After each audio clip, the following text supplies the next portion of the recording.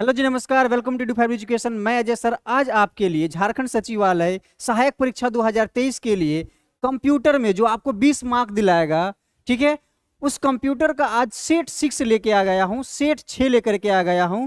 तो बिना देर के हुए सेशन को स्टार्ट करते हैं और आज आपके साथ कंप्लीट करते हैं सेट 6। ठीक है, तो सेट 6 को स्टार्ट करने से पहले आप भी फटाफट से स्टार्ट हो जाइए और अंतिम में बताइएगा कमेंट करके कि सर 20 में कितना आया आपका। ठीक है, 20 में 16, 15, 20/20 कितना आया है, ये कमेंट करके लास्ट में जरूर बताना। और हाँ, साथ में जो मैं कमेंट करूंगा पूछूंगा कि बेटा इसका आंसर क्या होगा, ये भी फटाफट आपको उत्तर देने हैं। ठीक है, तो चलिए सेशन को स्टार्ट करते हैं। देखते हैं पहला क्वेश्चन हमारा कंप्यूटर सेट 6 में क्या है। ठीक है, तो देखिए सबसे पहले आपके सामने जो क्वेश्चन है क्या है कि कंप्यूटर डिजिटल कंप्यूटर किस सिद्धांत पर कार्य करता है। ये जो आपका डिजिटल कंप्यूटर है वो किस सिद्धांत पर कार्य करता है?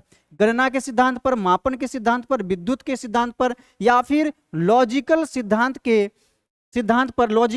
पर काम करता है? बताइए क्या हो जाएगा राइट आंसर। तो आपका जो राइट आंसर होने वाला है वो हो जाएगा डी, लॉजिकल सिद्धांत पर आपका जो है डिजिटल कंप्यूटर क्या करता है, काम करता है। ठीक है, चलिए नेक्स्ट क्वेश्चन की ओर बढ़ते हैं।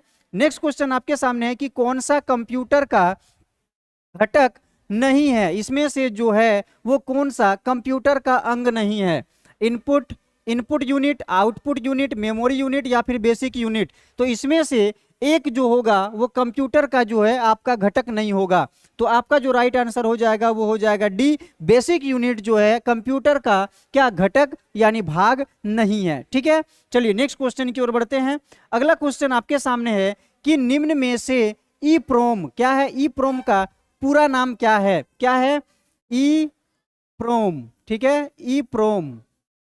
ई प्रोम जो है क्या होगा? प्रोग्रामेबल रीड ओनली मेमोरी या फिर erasable programmable read only memory. अब देखो यहाँ पर आपको पहले रोम का खोजना है। रोम का सबको 100% मालूम होता है कि रोम का क्या होता है, रीड ओनली मेमोरी। अब देखना ईपी किसका? ईपी। ईपी क्या क्या हो जाएगा? ईपी का हो जाएगा आपको इरेजिबल प्रोग्रामेबल। क्या? इरेजेबल क्या?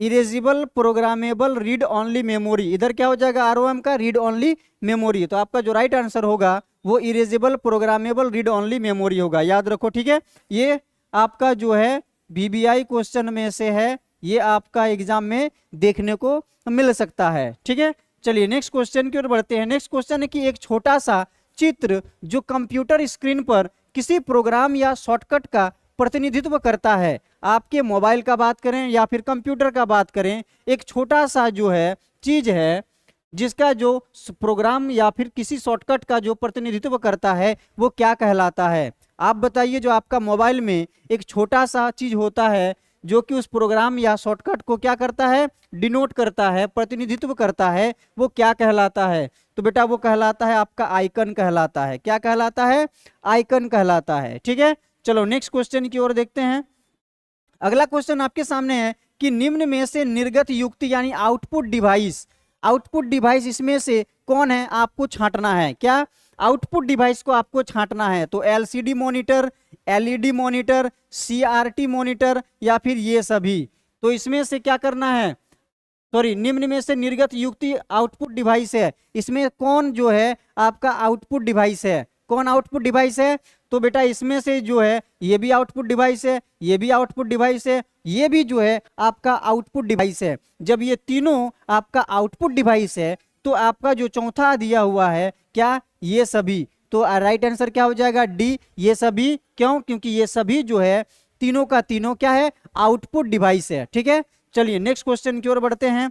नेक्स्ट क्वेश्चन आपके सामने है कि मॉनिटर के डिस्प्ले आकार को कैसे मापा जाता है? कैसे मापा जाता है? आपका जो मॉनिटर होता है यानी जो स्क्रीन होता है उसको कैसे माप सकते हैं हम लोग? किसके सहायता से? जिगजैग करके, हॉरिजेंटली, वर्टिकली या फिर डायगोनली, है ना? कैसे मापेंगे आपके मॉनिटर का डिस्प्ले का आकार को? तो आपको जो है डायगोनली जो है उसका मापा जाता है। कैसे मापा जाता है? डायगोनली मापा जाता है। ठीक है, चलिए नेक्स्ट क्वेश्चन की ओर बढ़ते हैं। नेक्स्ट क्वेश्चन आपके सामने है कि निम्न में से न्यूरो कंप्यूटर, क्या न्यूरो कंप्यूटर का संबंध कंप्यूटर के किस आधार से है? आपका जो न्यूरो कंप्यूटर है उसका संबंध कंप्यूटर के किस आधार से है? तो देखिए, मूल तकनीक के आधार पर है, पीढ़ी के आधार पर है, क्षमता के आधार पर है, या आकार के आधार पर है? तो आपका जो न्यूरो कंप्यूटर है उसका संबंध कंप्यूटर के क्या मूल तकनीक के आधार पर होगा? क्या मूल तकनीक के आधार पर आपका जो कंप्यूटर है न्यूरो कंप्यूटर, उसका संबंध कंप्यूटर के साथ होगा। ठीक है, चलिए नेक्स्ट क्वेश्चन को देखते हैं। अगला क्वेश्चन है कि इनमें से किस प्रोग्रामिंग भाषा यानी लैंग्वेज लिनक्स विंडोज को बनाया गया? यानी जो आपका प्रोग्रामिंग भाषा लिनक्स है, क्या है? लिनक्स है, वो विंडोज को बनाया गया था। अब देखिए कौन सा लैंग्वेज होगा? C++ है, जावा है, सी है, या HTML है? तो आपका जो प्रोग्रामिंग भाषा लैंग्वेज लिनक्स के लिए बनाया गया था वो आपका सी है। क्या है? सी है, यानी सी लैंग्वेज। ठीक है, चलिए नेक्स्ट देखते हैं। नेक्स्ट क्वेश्चन है कि बीट का मान होता है, बीट का मान क्या होता है? चलिए कमेंट करके फटाफट बताइए कि बीट का मान क्या होता है। ठीक है, चलिए बताइए, एक होता है, जीरो होता है कि एक होता है? जीरो और एक होता है, ना तो जीरो और ना तो एक होता है। तो बताइए क्या होगा? तो एक जो बीट होता है, बीट का मान जो होता है वो जीरो और एक होता है। क्या होता है? जीरो और एक होता है आपका बीट का मान। ठीक है, चलिए नेक्स्ट क्वेश्चन की ओर बढ़ते हैं। नेक्स्ट क्वेश्चन है, इसमें से विषम को चुनना है, आपको इसमें से एक अलग करना है छांट करके। स्पाईवेयर, रूट किट्स, रैनसमवेयर या फिर एंटीवायरस? तो इसमें जो है आपका सबसे अलग यहाँ पर हो जाएगा, विषम हो जाएगा आपका एंटीवायरस। क्या हो जाएगा? एंटीवायरस आपका आंसर हो जाएगा डी। चलिए नेक्स्ट क्वेश्चन की ओर बढ़ते हैं। नेक्स्ट क्वेश्चन है कि ऑप्टिकल फाइबर की गति निर्भर करती है, आपकी जो ऑप्टिकल फाइबर है उसकी जो गति है, स्पीड है, वो किस पर निर्भर करती है?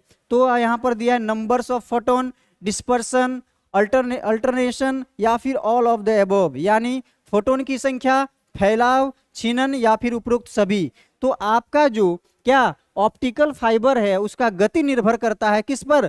फोटोन की संख्या पर करता है। किस पर?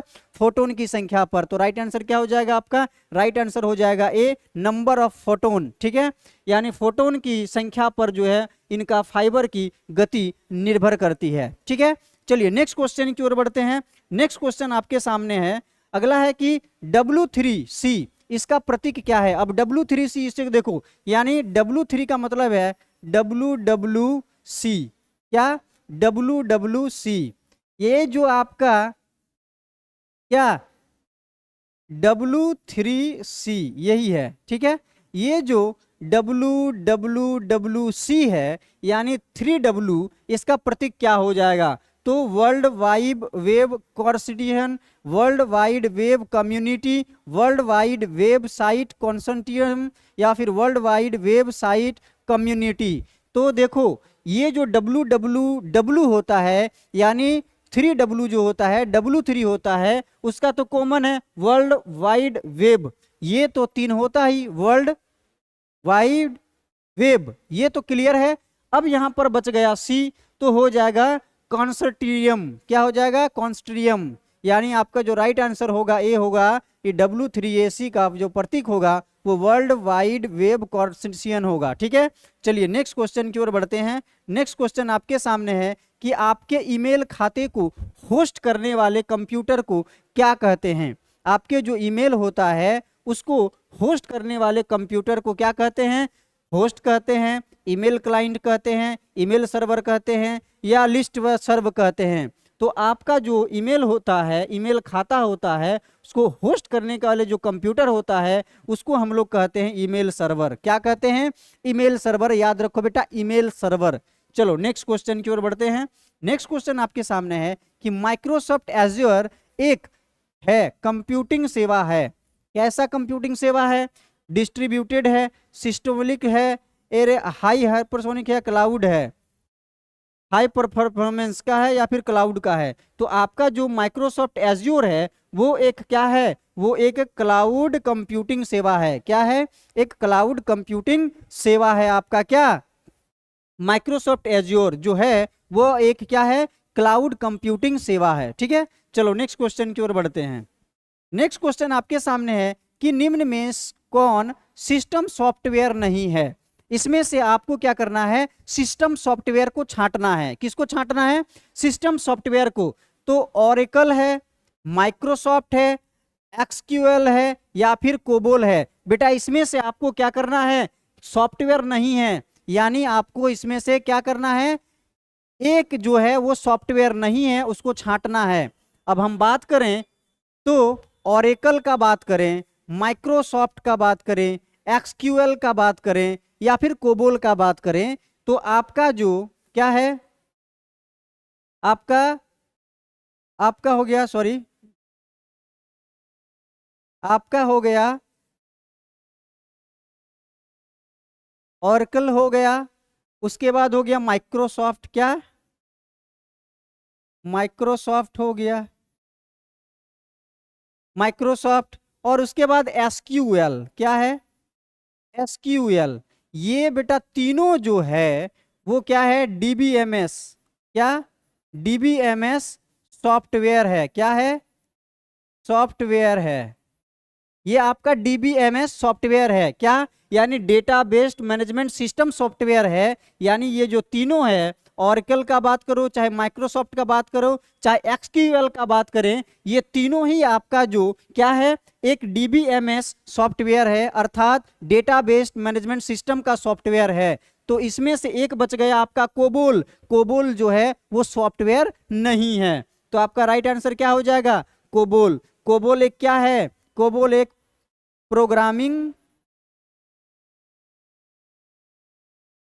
प्रोग्रामिंग क्या है, लैंग्वेज है, क्या है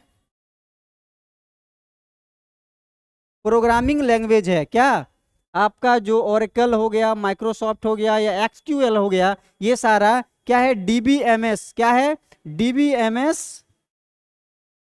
डीबीएमएस सॉफ्टवेयर है, और कोबोल जो है वो आपका प्रोग्रामिंग लैंग्वेज है। तो राइट आंसर क्या हो जाएगा, आपसे पूछा गया है कौन सा सिस्टम सॉफ्टवेयर नहीं है, तो आपका जो ये प्रोग्रामिंग लैंग्वेज कोबोल है वो आपका सिस्टम क्या है, ये आपका जो सिस्टम सॉफ्टवेयर नहीं है, यानी डीबीएमएस के थ्रू ये सारे सॉफ्टवेयर है और ये प्रोग्रामिंग लैंग्वेज है। क्लियर, चलो नेक्स्ट क्वेश्चन की ओर बढ़ते हैं। नेक्स्ट क्वेश्चन आपको है, सिलिकॉन आमतौर पर प्रयुक्त होने वाला है, क्या है, जो सिलिकॉन है वो आपका क्या है, अर्धचालक है, चालक है, एम्पलीफायर है या फिर विद्युत रोधी है। तो बेटा जो आपका सिलिकॉन है वो अर्धचालक है, क्या है अर्धचालक है। चलो नेक्स्ट क्वेश्चन की ओर बढ़ते हैं। नेक्स्ट क्वेश्चन आपके सामने है कि कंप्यूटर का रोम क्या है। आपका जो रीड ओनली मेमोरी अर्थात रीड ओनली मेमोरी जो ROM है वो क्या है, ALU है, कंप्यूटर सॉफ्टवेयर है, ऑपरेटिंग सिस्टम है या कंप्यूटर हार्डवेयर है। तो आपका जो रोम है वो आपका कंप्यूटर हार्डवेयर है, क्या है कंप्यूटर हार्डवेयर। ठीक है, चलो नेक्स्ट क्वेश्चन आपके सामने कि GUI का विस्तार क्या है, क्या है GUI का जो आपका विस्तार है वो क्या है, या फिर GUI का फुल फॉर्म क्या होगा, क्या है जेन्युइन यूटिलिटी इंडेक्स या फिर जनरल यूटिलिटी इंटरकोर्स या फिर ग्राफिकल यूजर इंटरफेस या फिर जेन अल्टरेशन इंडेक्स। तो बेटा जो आपका जो राइट आंसर होगा GUI का वो आपका क्या हो जाएगा, ग्राफिकल यूजर इंटरफेस, क्या हो जाएगा ग्राफिकल यूजर इंटरफेस, क्या हो जाएगा ग्राफिकल यूजर इंटरफेस। ठीक है, चलो यानी C हो जाएगा राइट आंसर। चलो नेक्स्ट क्वेश्चन की ओर बढ़ते हैं कि निम्न में से कौन सा देश नेट न्यूट्रलिटी पर विश्व में सर्वप्रथम कानून बनाया है। आप जब नेट न्यूट्रलिटी पर विचार करेंगे, विमर्श करेंगे, तो विश्व में प्रथम आपका जो है कानून बनाने वाला देश कौन सा है, तो अर्जेंटीना है, क्या है चिली है, ब्राजील है या फिर पराग्वे है। तो बेटा राइट आंसर हो जाएगा क्या, चिली हो जाएगा। ठीक है, अब चिली हो जाएगा आपका कहाँ कि जो नेट न्यूट्रलिटी पर कानून बनाने वाला विश्व में पहला है। ठीक है, चलो नेक्स्ट क्वेश्चन की ओर बढ़ते हैं। नेक्स्ट और अंतिम क्वेश्चन आपके सामने है कि कंप्यूटर की घड़ी की गति का मापक क्या है। ये जो आपका कंप्यूटर का घड़ी होता है उसको गति मापने वाला क्या होगा, बिट्स और मेगा बिट्स होगा, मेगा हर्ट और गीगा हर्ट्ज होगा, या मेगा बाइट्स और गीगा बाइट्स होगा, या नैनो सेकेंड और पिको सेकेंड होगा। तो बेटा आपका जो कंप्यूटर है उसकी घड़ी की गति का मापक करने वाला यंत्र जो होगा, या मापक कौन करता है, तो आपका जो ये होगा मेगा हर्ट और गीगा हर्ट होगा। क्या है, मेगा हर्ट और गीगा हर्ट। ठीक है, तो आपने टॉप 20 क्वेश्चन आज सेट 6 का देख लिया। आशा करता हूं कि आपने भी मेरे साथ साथ सारे क्वेश्चन को करते चले गए होंगे। अब कमेंट करके बता दो कि आपका टॉप 20 में से आपका कितना स्कोर आया है। ठीक है, कमेंट फटाफट करो। और जो है क्या करो कि आज का वीडियो आपको कैसा लगा ये भी साथ में कमेंट करना है। और क्या करो, वीडियो को लाइक कर दो, साथ में कमेंट कर ही देते हो, दोस्तों को शेयर कर दो ताकि उनका भी कल्याण हो जाए। और सब्सक्राइब तो आप बिना बोले कर ही देते हो, बट फिर भी अपने हिसाब से कर डालो। ठीक है, चलिए आज का सेशन यहाँ पे समाप्त करते हैं। जय हिंद, जय भारत, धन्यवाद।